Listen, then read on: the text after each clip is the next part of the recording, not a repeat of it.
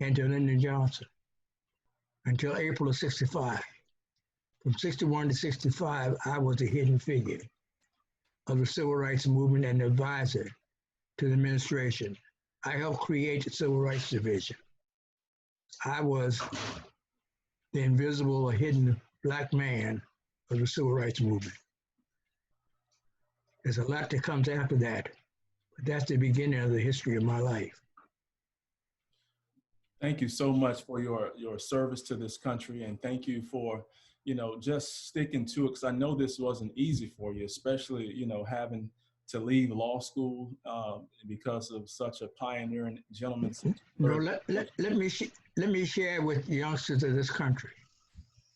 Indeed, when I entered law school, I had just finished my junior year in college, and under a program where you could take a combination degree after your first year in law school, I declined that and came back to Howard in the summers of 56 and 57 and finished 127 hours of college work at Howard, graduated summa cum laude with a 3.93, and then ended up graduating from NYU, number 24 out of a class of 200. So actually, I did 6 years of academic work, no shortcuts, because I value and doing your best more so than just the accolades or just the certificates. So I declined, turned down getting a combination degree and said, no, I want my degree from Howard University. So right now I'm a Phi Beta Kappa, summa cum laude graduate with almost a straight 4-point average graduate of Howard in 1957 and from law school in 1958. People always say, well, how did you get your college degree 1 year and you get to law school? Because I said I compressed them and did both at the same time. And I didn't take any shortcuts, and I didn't want to be short circuit. I wanted to give my best, and I wanted to be the best prepared person I could be as I go forward in life. I know that's right. No, matter of fact, my wife says I have an obsession. I would say that I can't do, I want to say like Babe Ruth, I go up to the batting plate, I got to go for a home run every time. I tell you what, I just want to thank you for coming on to the program tonight. Ladies and gentlemen, Bishop Douglas and Judge Arthur Burnett. We're having some technical difficulties with Facebook, but we're still live here on Zoom, and we do have an audience here, but I wanted to reintroduce you all so that the people that have joined in understand who I'm talking to. Ladies and gentlemen, the legendary Arthur Burnett. The other thing that I wanted people to know is that you are the first African-American magistrate in this country. Am I correct? Well, that's correct. But before you get to that point, I had another major, extremely major assignment that sometimes people overlook. In April of 1968, Martin Luther King was assassinated. We had all hell break loose in Washington, D.C. We had rioting and looting and burning of buildings, much like you see some of the protest movements now, like in Chicago and elsewhere. And I had left Justice Department, gone to the U.S. Attorney's Office and become one of their senior prosecutors when I was called, you won't believe this, by a gentleman named Julian Dugas. Julian Dugas was the number 2 person to Mayor Walter Washington, the mayor of Washington at the time of the riots and the burning and looting that occurred in Washington following at that time. And I got a call and said, the mayor wants you to leave the U.S. Attorney's Office and become the legal advisor to the police department to make sure we have no complaints of police brutality or civil rights matters. John Layton was chief of police, and they said, well, we want you to write his testimony before Congress. He wants you to go in and act like a judge to make sure we have no civil rights violations, no police brutality.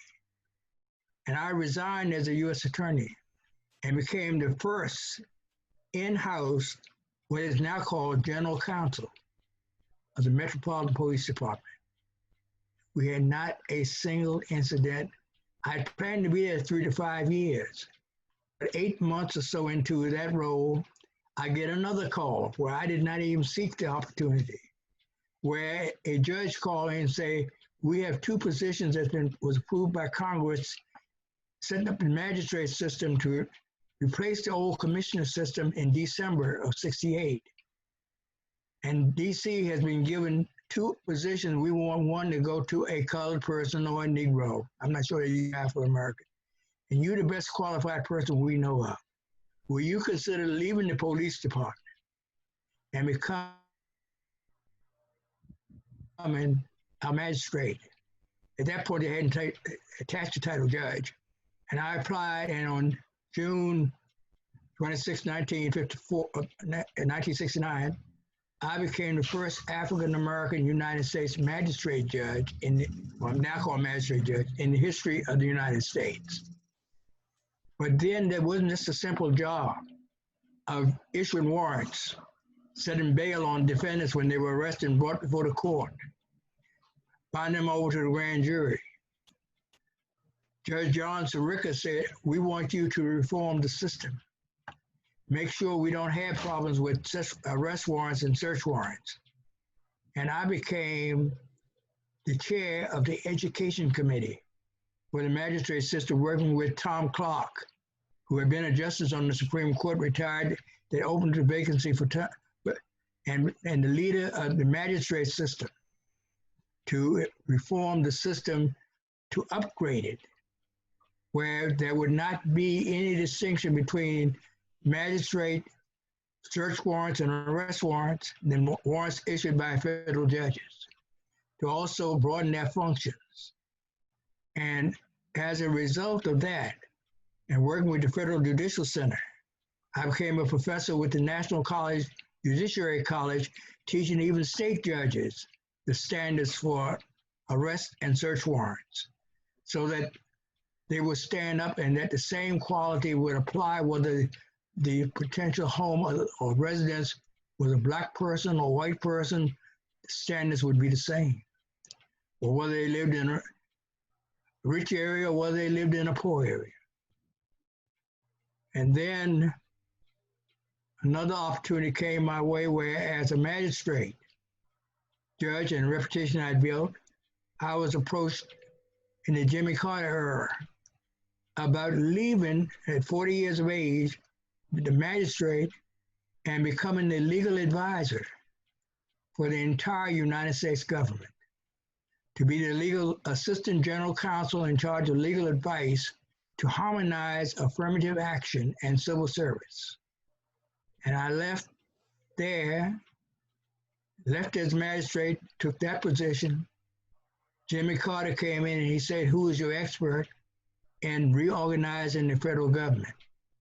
And I was detailed to the White House counsel's office and to Jimmy Carter to lead the role in reforming the civil service system, to create the U.S. Department of Education, to take it out of HEW.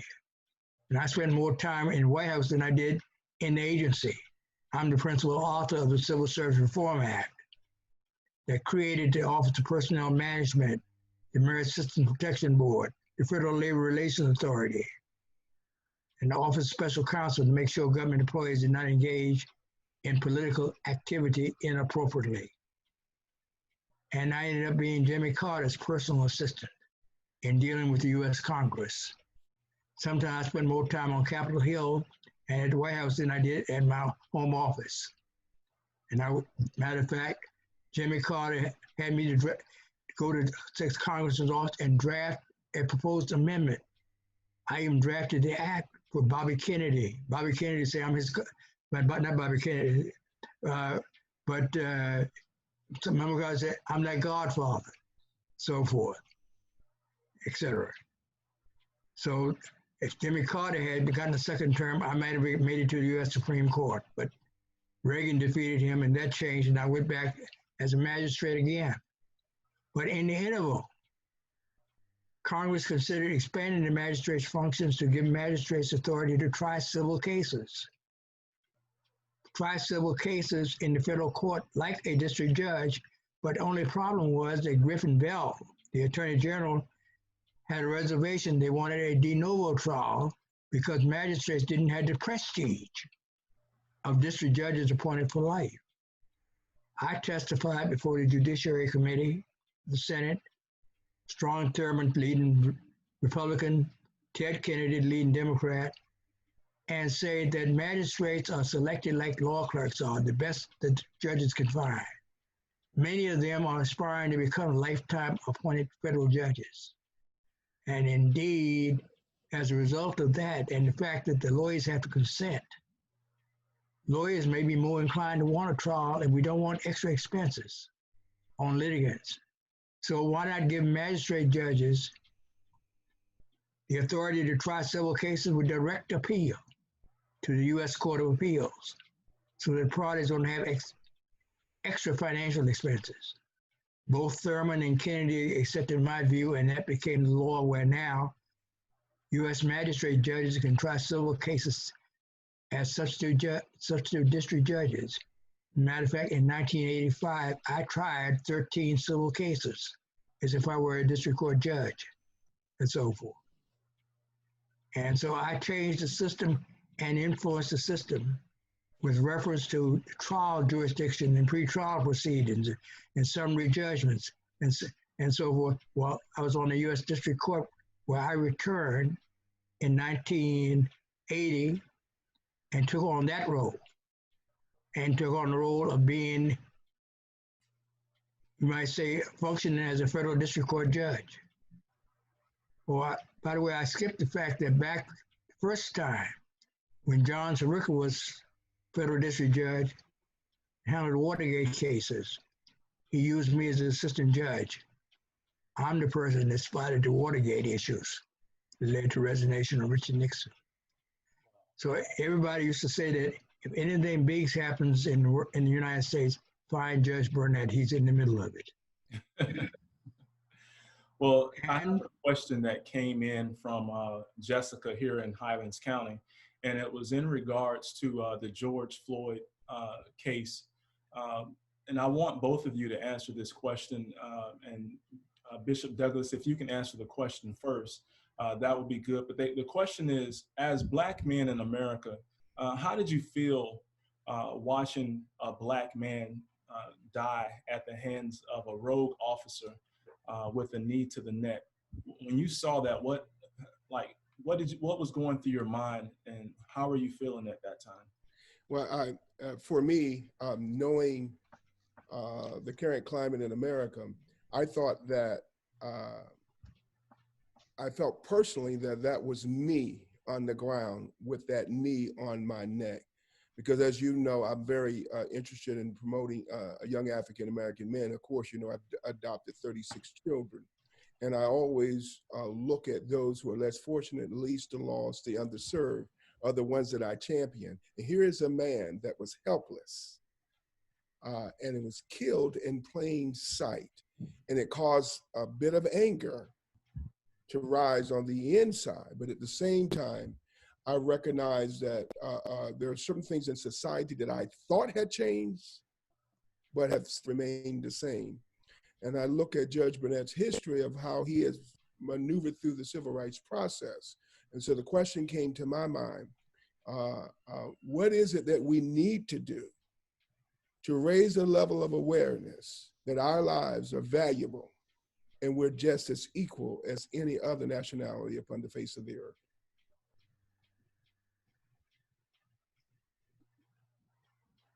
Bishop Douglas is finished. My thought was if George Floyd had been a white man, would the knee have been on his neck? And the question of how we screen people who become police officers and the whole issue we still have permeating the criminal justice system, even the judicial system, of implicit bias, of cultural bias, where people think that they are supreme, that they are above, and with Black folks, Asian people, Indians, they can still treat them as servants or like animals, and nobody will question them.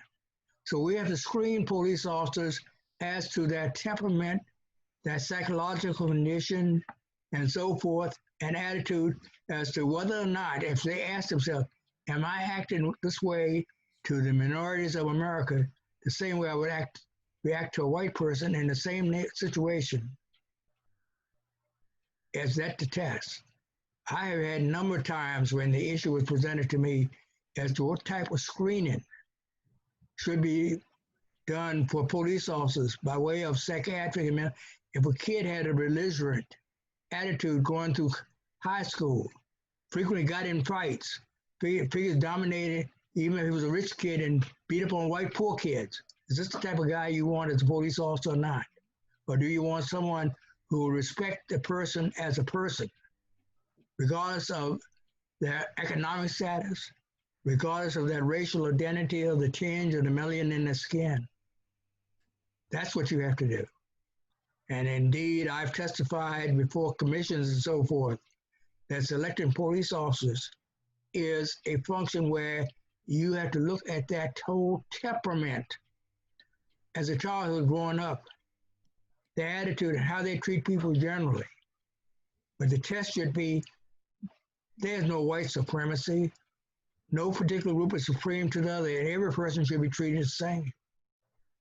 And I say that George Floyd would be a white person, would that officer have never knew that? Or would they stood him up and said, sir, are you all right?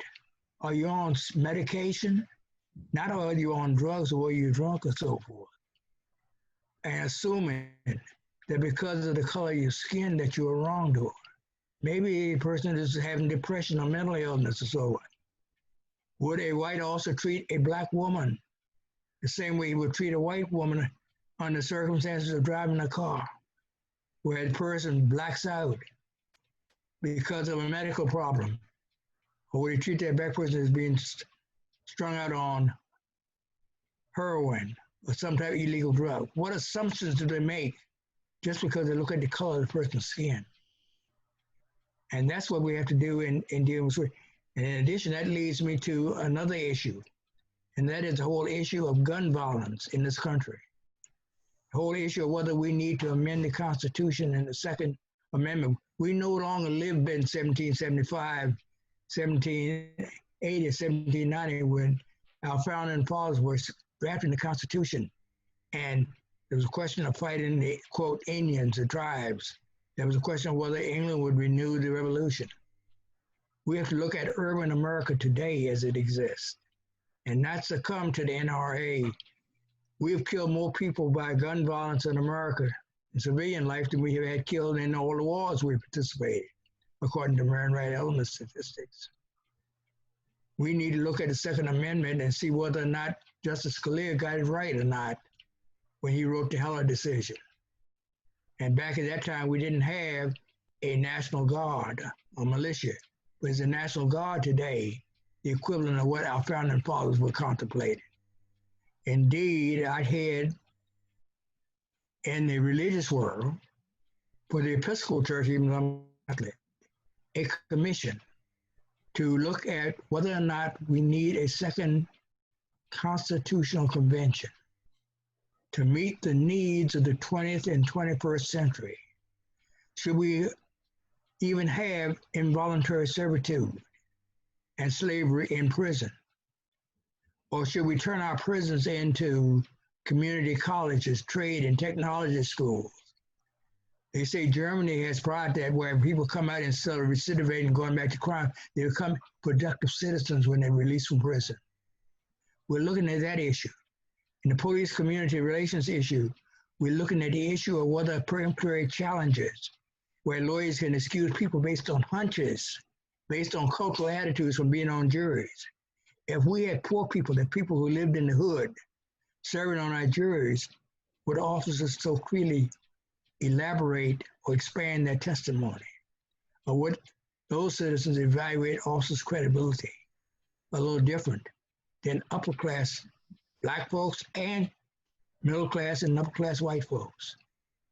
So I'm heading a commission now to look at whether or not we should propose constitutional amendments to the 13th Amendment to eliminate involuntary servitude, to eliminate And indeed, maybe that will solve the problem of the welfare system, because if while in prison, the prisoners earn a workman's salary, child support would not be as big a problem as it is today.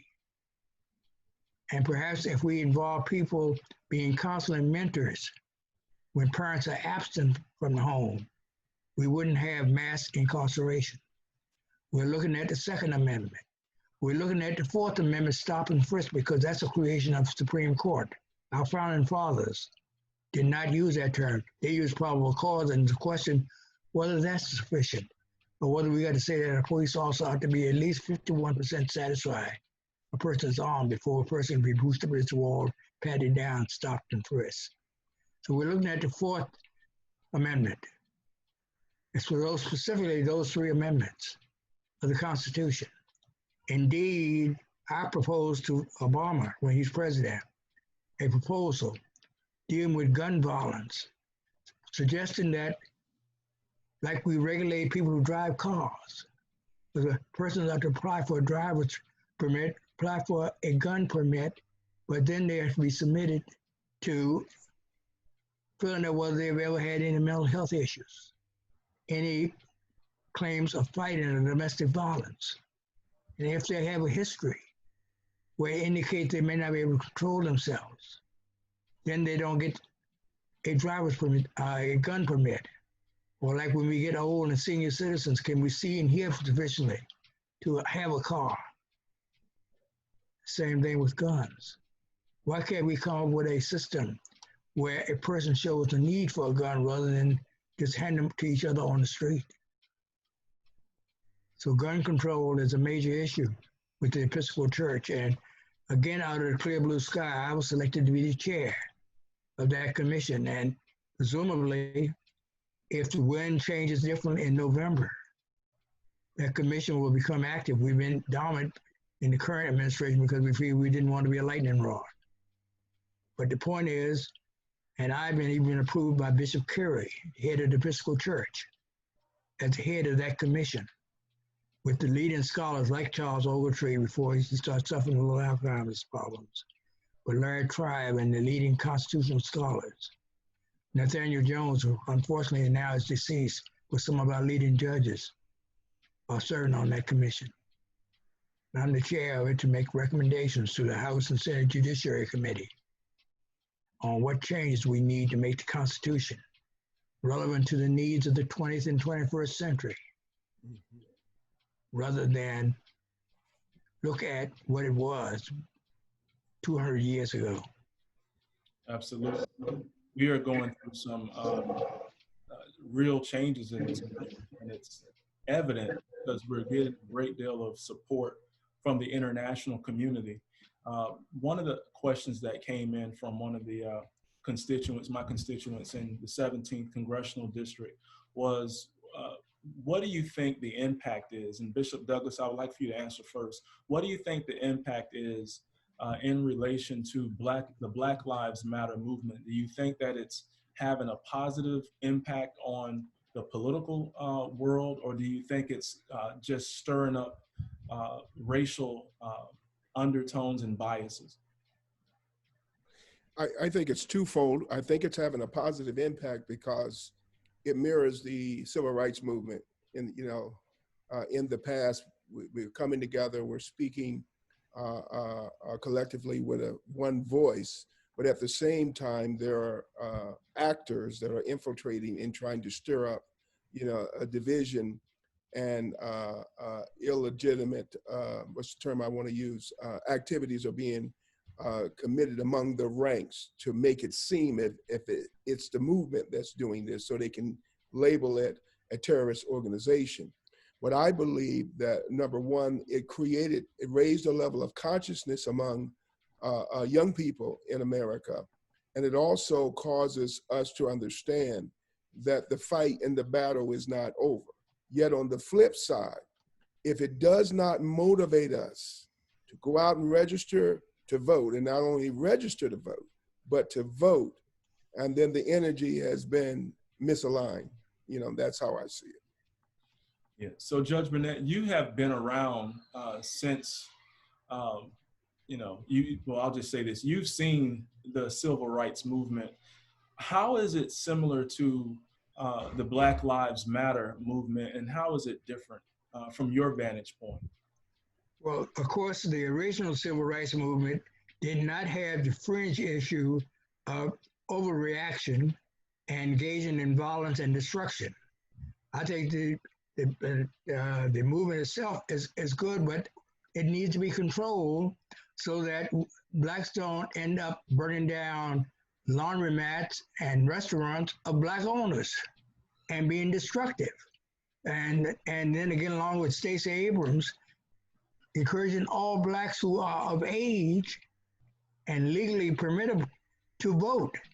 And like Martin's group didn't go, that he was leading, did not engage in that type of conduct of burning down buildings and setting buildings on fires and stealing and looting and burglarizing and so forth.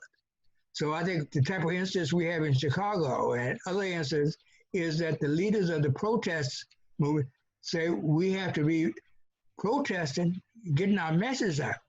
But at the same time, we have to respect the rights of innocent other people who are bystanders, some of whom may even be supporters of what we're doing, but yet we're harming them, and so forth.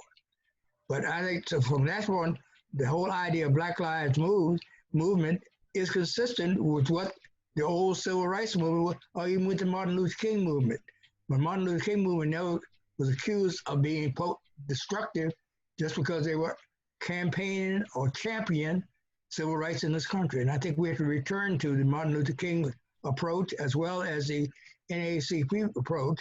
And the leaders of our protest movements must make sure that our 16, 17, and 18-year-old black teenage boys don't go amok and end up getting criminal records, getting shot and killed because they act in a violent way without respect to innocent people. And then again, political situation, the openness, the violence, the encouragement sometimes depends on the mood of the administration. So who is the president, what attitudes emulate from the White House and from Congress, I think has a lot to do with it as well. Yeah. It was almost 9 minutes that George Floyd had to suffer with a knee to the neck. And so one of the things that our campaign did was we created the 9-minute challenge. And the 9-minute challenge is a national campaign that we rolled out to challenge individuals that, if it took 9 minutes for George Floyd to lose his life, what will you do with your life in 9 minutes? And what we try to get them to understand is that in 9 minutes, you can register to vote. In 9 minutes, you can request a vote by mail ballot. And then when the time comes, you can vote literally in 9 minutes like your life depends on it. Because in this country today, it really does. And so, it's something that we want to make sure that everyone understands. We've put it on the website, we've put it on Medium, we've put it on the social media sites, and we've created links where people can literally find out if they're registered to vote through their cell phone. They can register to vote through their cell phone and do all of the requests for early voting ballots and things of that nature. But what I want to talk about now is, since we're pushing everybody to get registered to vote, and being that COVID is probably going to prevent people from going to polls, the only alternative for a lot of people is to vote by mail. And so what I want to understand is your perspective on what the president's actions to basically try to defund the Postal Service so that it can cripple our ability to mobilize and get people in the mindset of being able to register and vote by mail. Well, I think that could boomerang in the fact that more people will say the person who's doing that shouldn't be no longer president, and that more people will vote and say, we will show him. The other thought I have is in 9 minutes, a youngster who goes in and participates in looting or in breaking windows to businesses and commits a destructive act, maybe committing a crime that will prevent him or her from becoming a medical doctor or a professor or or a lawyer or an engineer.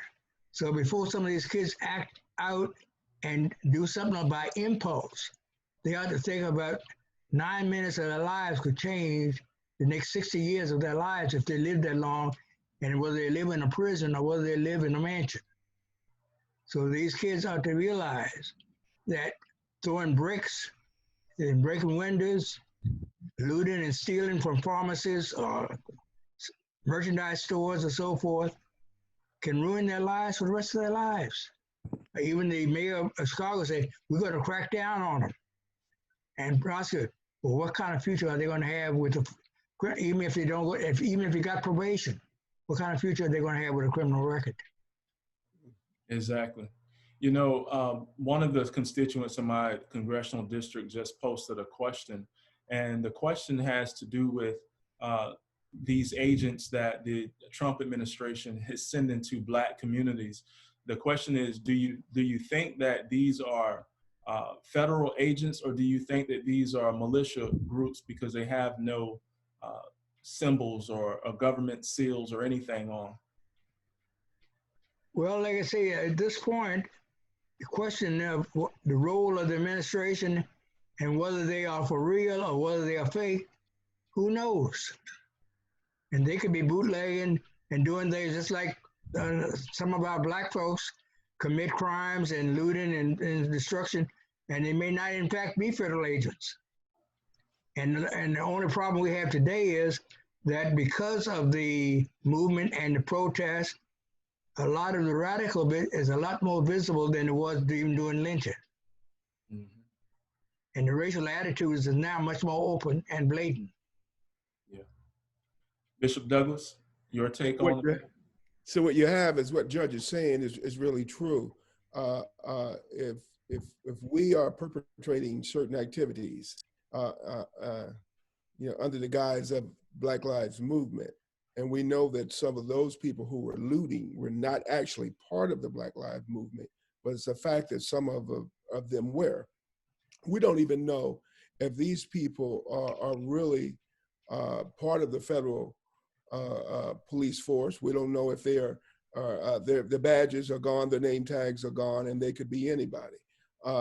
So what we have to be very careful of is that if in fact they are not, then they are at a heightened level of awareness to destroy the credibility and the mobility of the movement.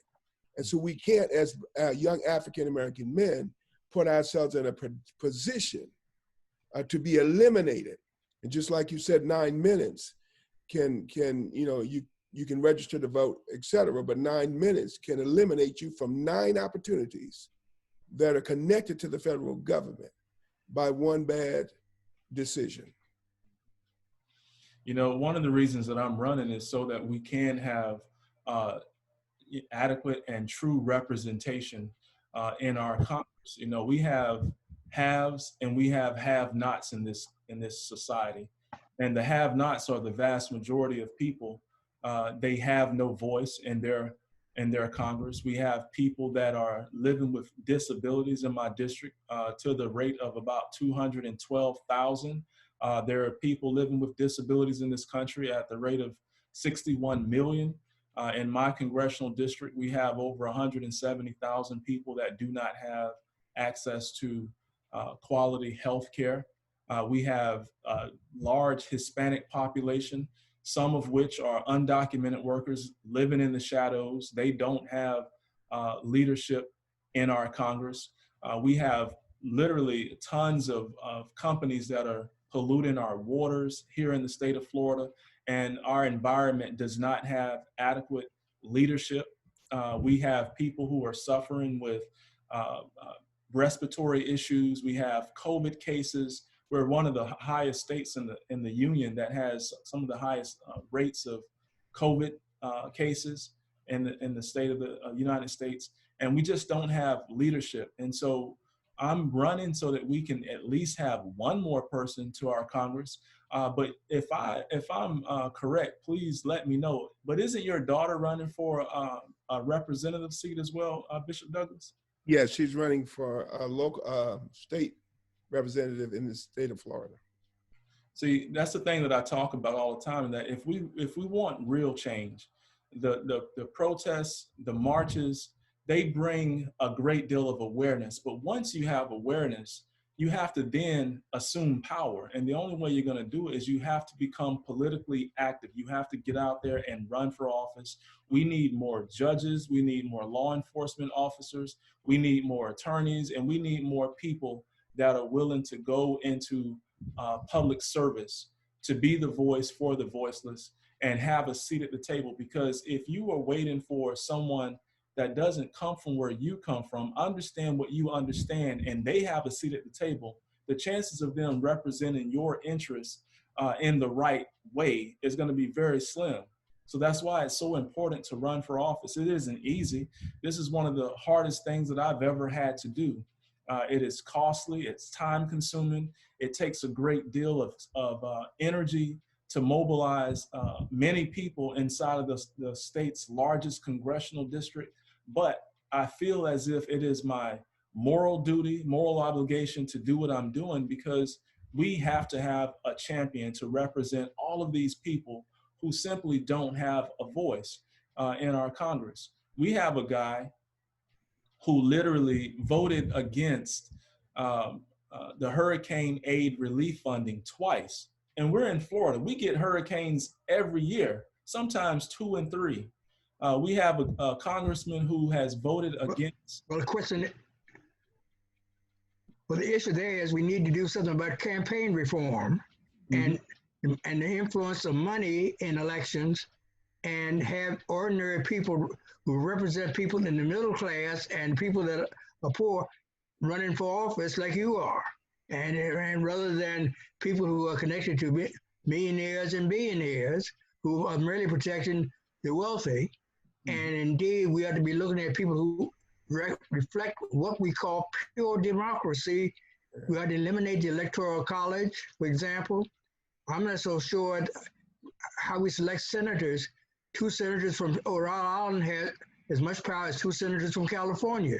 But let's look at the populations they represent and so forth. So we ought to be looking at the issue of representative government and whether senators and members of the House of Representatives should be selected on gerrymandered districts based on political influences, to what extent political campaigns should be controlled, or whether or not there should be a fund established for campaigning that's equal to everybody, and everybody's equal, and one candidate has as much money available to campaign as the other, rather than multimillionaires flooding the ad market and so forth and spinning out various stories about the adversary.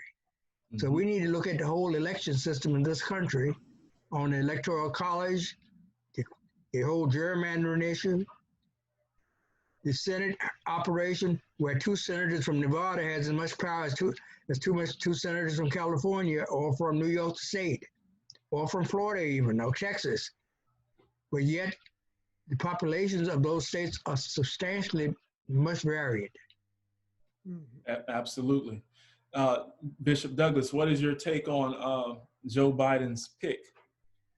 I was elated that Joe Biden, as a matter of fact, he could have picked any one of the final 4 and I would have been satisfied. I was elated for 2 reasons. Number one, it was Kamala Harris, who is a personal friend, a childhood friend of my teammate, and a football teammate in college. And number 2, she's a Howard University grad.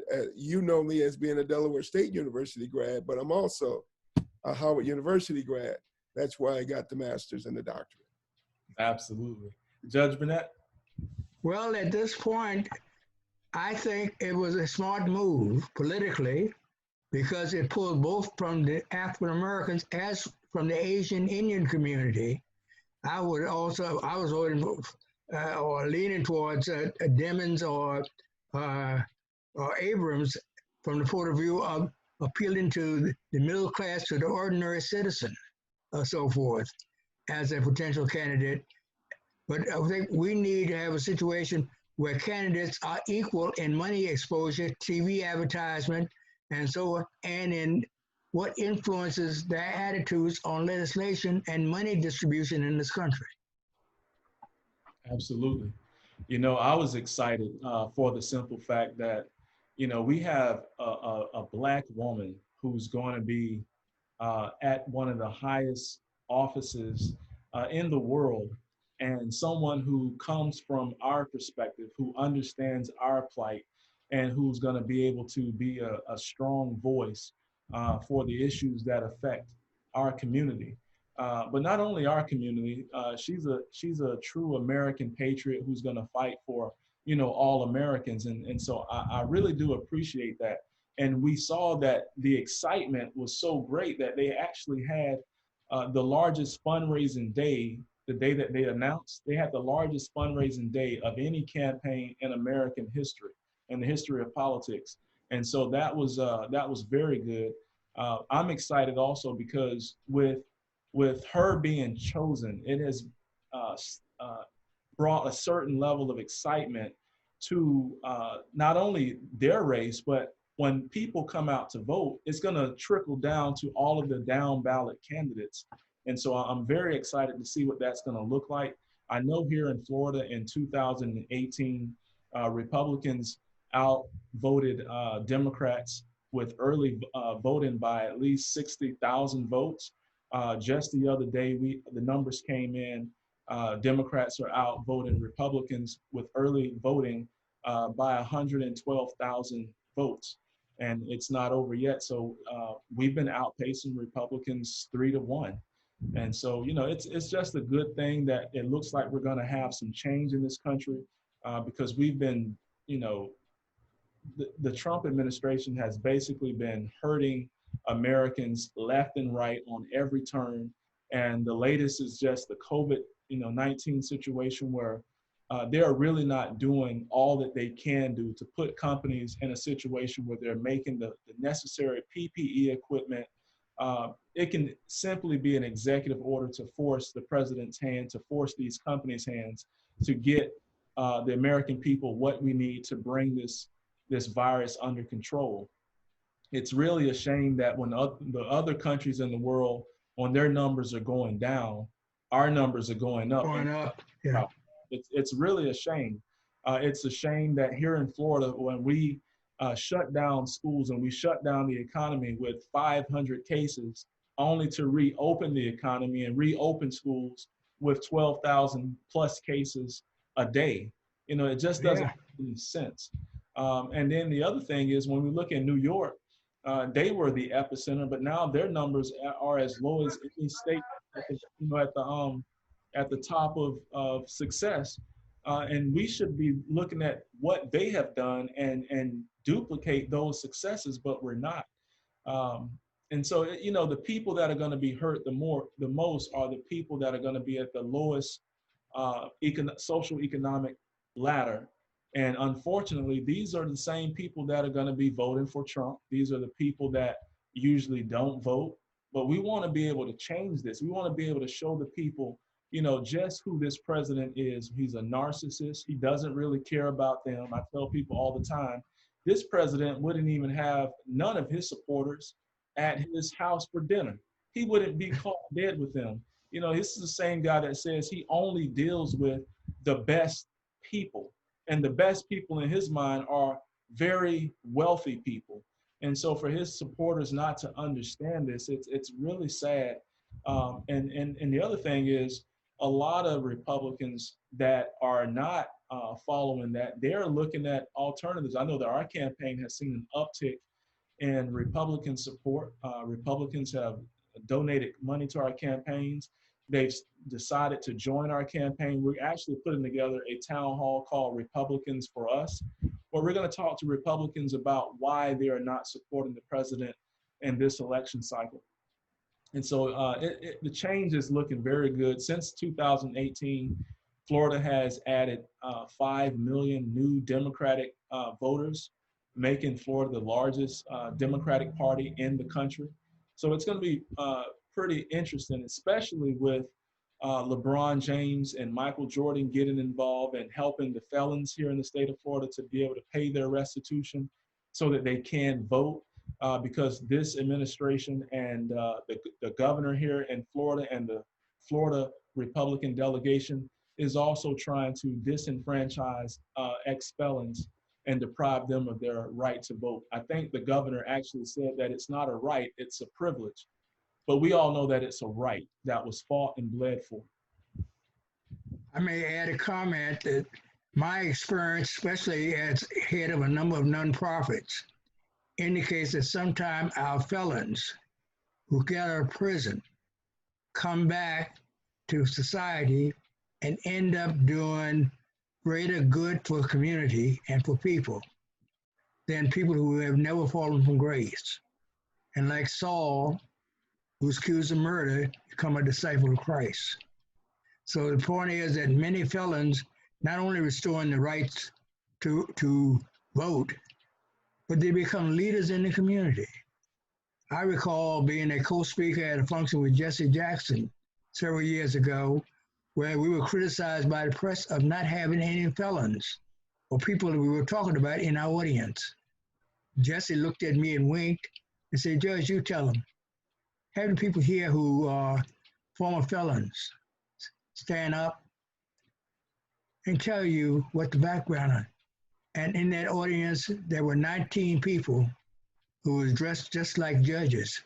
Also, a franchise the owner for a motor company, a person who got the Youth Correction or Rehabilitation Act, deputy administration of our DC warden correction system. Sometimes people who go to prison come out and do more for the community than people who just sit on the sidelines and criticize.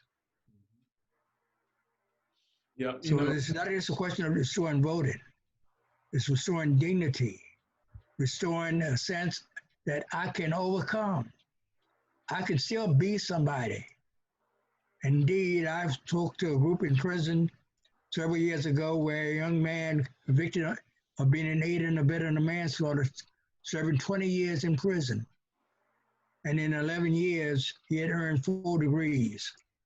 And he said, "Judge, if I'd had a father like you, I could have been a judge or a lawyer. Yeah, I'm sitting here, I got 9 more years to go. But when I get out, I'm going to make a difference." Mm-hmm. You know, you are a very inspiring individual, and so are you, Bishop Douglas. I really appreciate knowing both of you gentlemen. I do remember cutting both of you your hair. So whenever you're in Florida or whenever you're in my area, please visit the salon so that I can cut it again, because it's been years. But I really do appreciate you gentlemen coming on. It's past 8 o'clock, so we've been on here for over an hour now. Is there anything that you want to add about the Florida delegation of your nonprofit, and do you want to talk a little bit about the mission of your nonprofit so that anyone that is listening, because we're going to replay this on YouTube and Facebook. So if you want to let anybody know about the nonprofit, here's your chance to go ahead and do that now. Bishop Douglas, you go ahead.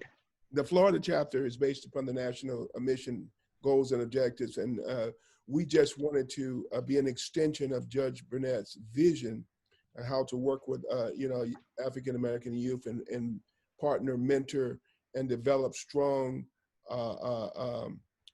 adults for the future. Here in Florida, we had our first meeting with the FAMU Law School several years back. Judge Burnett was the keynote speaker.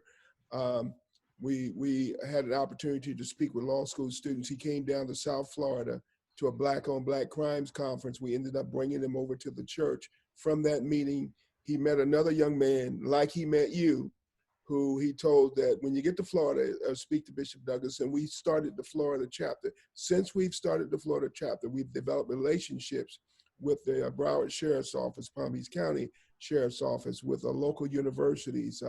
As I spoke about earlier before we came on, the aviation program, recruiting young African-American men and women interested in being pilots and flight attendants and engineers. These are the things that are coming about. And a lot of those people had issues in their juvenile stage, in the juvenile stage of their life.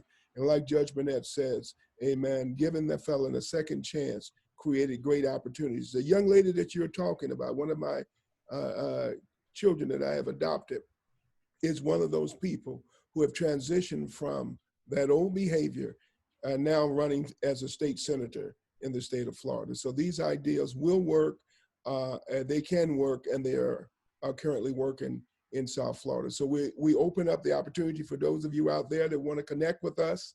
Alan can give you the information, but Judge Burnett is the initiator and the founder of the National African American Drug Policy Coalition, and he can give you the background on the organization. Judge Burnett, before you go there, there was one question that came in from Vice Mayor Gary Wine of Punta Gorda, and his question was, you were in the thick of the transition of the party of Lincoln to the Democratic Party as the championing minorities. How did the Kennedy brothers transition to the viewpoint and real action? Well, to respond to that, I can be very frank, and I think not reveal any classified information, that initially Robert Kennedy and Jack Kennedy were a little bit concerned, again, about politics and not losing the South Democrats' support, especially in view of the fact that Kennedy was a Catholic president, and there was a question whether the United States would be under Catholic domination. There came a point in time when there were pictures on television about Bull Connor sicking 70 and 80 pound dogs on 50 to 60 pound black girls in Alabama and in Mississippi. And indeed, there came a time when our hero, John Lewis, laid bleeding on the bridge that everybody's been reading about the last month. And Bobby turned to me and said, Arthur, what do you think we should do? And I say to Bobby, I cannot be an Uncle Tom. I think I have to tell you straight that I think it's about time that your brother is president and you must take a stand. And you must take a stand for humanity and civil rights and treating people equally. We cannot be viewed in a world of the Bull Connors and the George Wallaces. And some people credit me with being the catalyst of, you might say, influencing, pushing the Kennedys to become proactive in civil rights rather than worry about the Dixiecrats and the splinter of the Democratic Party and the allegations about Catholic influence. I often wonder and ponder, had Jack not been assassinated, what I could have influenced the Kennedy brothers to make this country. And Judge Burnett, it was possible that you were going to become the first African-American Attorney General under the Kennedys. Is that correct? That was one possibility. And of course, ultimately, I was the alternative to Clarence Thomas, even under the President Bush, as a Democrat, but a centrist Democrat for the U.S. Supreme Court. I was vetted. Had the Anita Hill issue sunk Clarence Thomas, I was to be nominated for the seat that Clarence Thomas occupies today. Oh, wow. I went through 14 hours of grilling, but I cannot think of a question today that the good Lord could ask me that they didn't ask me in September of 1991. And I even asked the interviewers, what am I being interviewed for? They said, the president wants you cleared for appellate appointment, but they wouldn't even tell me it was the Supreme Court. I only learned that afterwards. Wow. Wow. That's how close I came. And 3 or 4 more senators switched their votes. I may have been sitting on the U.S. Supreme Court. But you did get a Supreme, not a Supreme Court, but a DC Superior Court appointment, which was a lifetime appointment from Clinton. Am I correct? No, it was from, believe it or not, Ronald Reagan. Okay, okay. It was from a Republican, and it turned out that I was the magistrate that handled the Hinckley case that shot Reagan, Wow. and handled all of the preliminary proceedings in the Hinckley case. Barrington Parker, as the federal district judge, took over the actual trial, but I handled the Hinckley case until they're ready to panel the jury. Who was the Supreme Court justice that voted against the Civil Rights Act? I think they have a statute of him in Congress. What period of time at this point? This is 1964. His name slips from mind right now. But anyways, the Democrats were trying to get his statute removed out of Congress, and they did that through a bill. And the congressman that I'm trying to unseat, he actually voted against removing the statute. But the reason they want him to remove the statute is because he voted against giving African Americans their civil rights and the rights to vote. I thought back at Ellison Brown, Warren attempted to get all 9 justices to agree. So I'm not sure which case are you referring to now. And I know we go back to the Dred Scott decision where Negroes were property and so forth, and the Supreme Court then said that we're not entitled to equal rights. Absolutely. You know, I thank you, gentlemen, for taking the time to speak with us. Is there a website or anything that anybody want to promote before we leave off of here? Facebook pages or your daughter's campaign page or anything? Yes. Well, you can go to the Holy Temple HolinessChurch.net website, and you will see the NADPC link. You will see the Nancy Sinclair link, and you will also see some stuff about you. Okay. Well, thank you all. Well, Bishop Douglas has already mentioned the NADPC website arrangement, which is on his operation, so people can learn all about that and its mission. And as a matter of fact, I want to emphasize that one of the missions of the NADPC was not only drug prevention and influencing our kids not to become drug users, but to convince them that even if affirmative action was abolished, we want to undertake a program of self-determination. Self-determination in the sense that we can achieve in every field of discipline, just like our sports figures have or our entertainers. So if affirmative action is abolished, we still are going to excel and achieve. So one of the basic philosophies of the NADPC is that every youngster has the power to self-determination, to harness his determination to be all that he's capable of becoming. Thank you all so much. I just got the justice that they voted to remove the statute. His name was Justice Roger B. Taney. And Taney, yes. That's what I was talking about. Yeah, Dred Scott decision, Justice Taney. Yep. So the House voted to remove the statute. The congressman that I'm trying to unseat, he voted against it. And so for those of you that don't know, this is the same justice that tried to vote against African Americans having the rights, civil rights and the rights to vote. My name is Ellison. You have been joined tonight with special guest Arthur Burnett, Sr. His senior because his son is the junior, and his son is also a very historical figure, as he's the guy who invented Viagra. And I know that a lot of individuals are happy today because of that. And we've also had Bishop Thomas Douglas.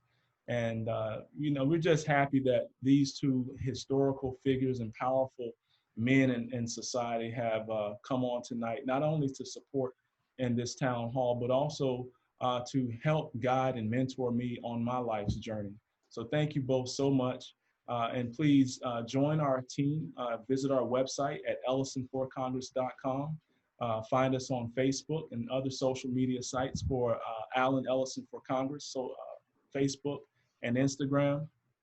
And if you can, please make a contribution so that we can continue to get out our message. We are running in the state's largest congressional district, and it takes a great deal of resources to be able to reach people across this state. We can definitely use your support. We're always looking for volunteers. We have a job for you. Our team is a big family, and we can't do this without the help of people that are like-minded and people like you. So again, thank you all very much, and you all have a very wonderful evening, and please stay safe. You all have a wonderful time tonight. I'll be in touch with the both of you right after this broadcast. Thank you very much. Very well. Extraordinary. Awesome.